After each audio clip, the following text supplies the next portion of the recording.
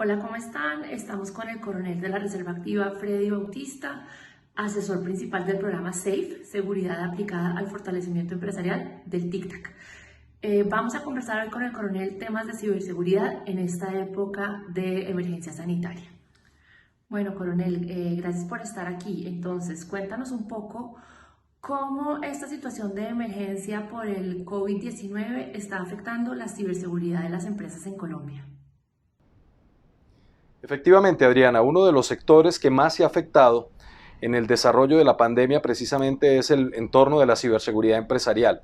Y esto ocurre porque las empresas han tenido que transformar digitalmente algunos procesos y llevar a sus empleados a sus casas. El teletrabajo, por ejemplo, ha sido uno de los mayores retos y es cómo garantizar que los empleados se conecten de manera segura a las redes empresariales y a los activos de información de cada empresa.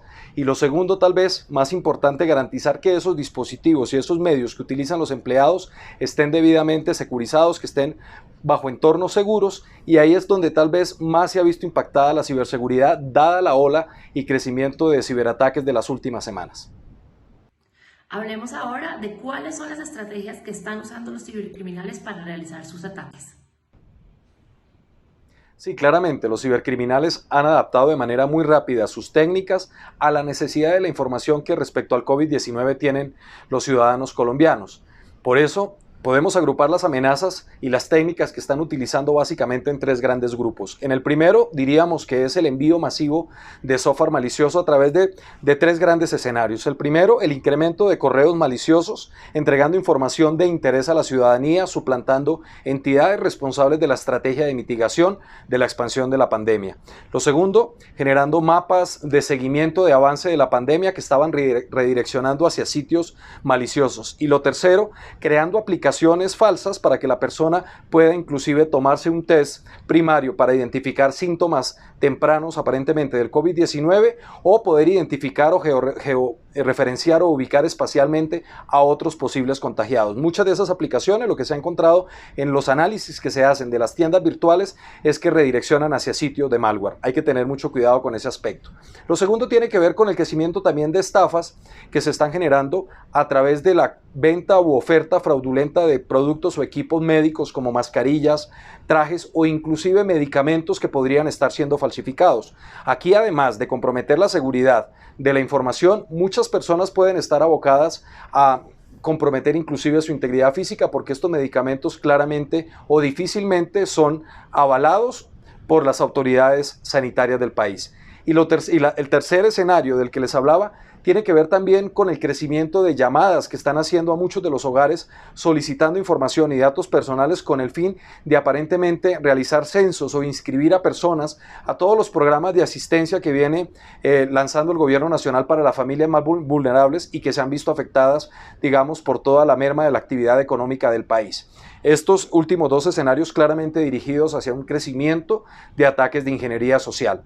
Y digamos, la cuarta, que no por menos es muy grave, son las fake news. Muchísima desinformación en torno a todos los temas transversales que vemos en las otras amenazas. Por eso, digamos, se debe acudir precisamente a canales de información oficiales. Bueno, coronel, ¿y cómo es la situación en Colombia? ¿Han habido ataques a instituciones del gobierno? ¿Cuál es el propósito y cuál ha sido el impacto de estos ataques?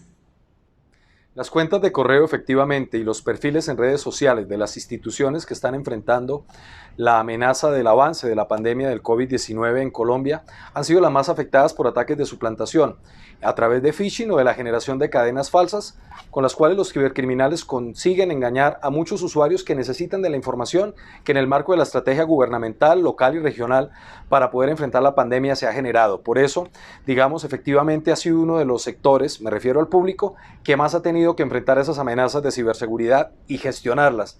Y también igualmente el sector de la salud, le agregaría yo aquí en Colombia, porque como ha sucedido en otros países, particularmente en Italia y en España, se han detectado ciberataques que inclusive han comprometido sistemas de instituciones que enfrentan, digamos, la pandemia del COVID-19.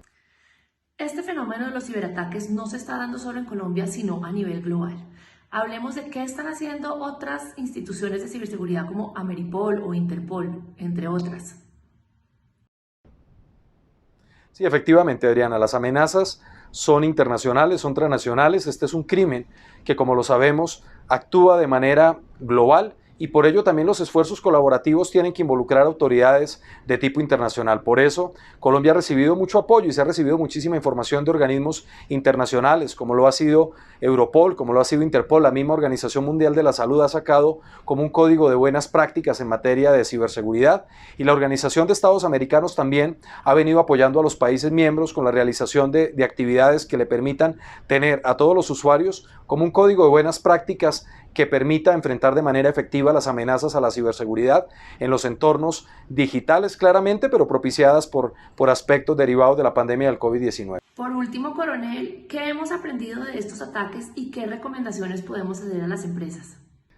Yo considero que la construcción de esas lecciones aprendidas aún continúa, pero podríamos señalar que las primeras semanas de confinamiento y de crisis en torno al COVID-19 nos dejan claramente, desde el punto de vista empresarial, una enseñanza muy clara, y es que no estábamos preparados para el teletrabajo.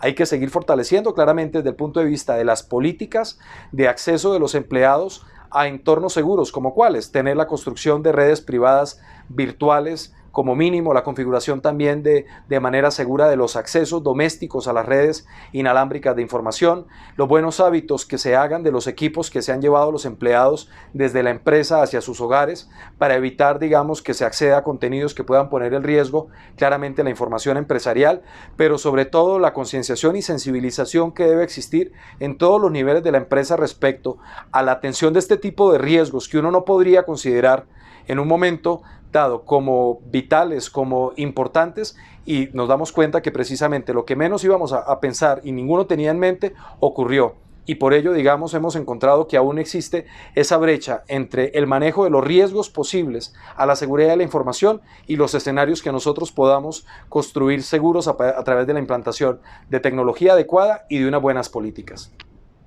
Coronel, muchas gracias por tu tiempo y por toda esta valiosa información que nos has dado. Creo que es muy importante para que las empresas se sigan protegiendo de sus ciberataques en esta época de emergencia sanitaria. No se olviden seguirnos en nuestras redes, en Twitter, @tictac_CCIT.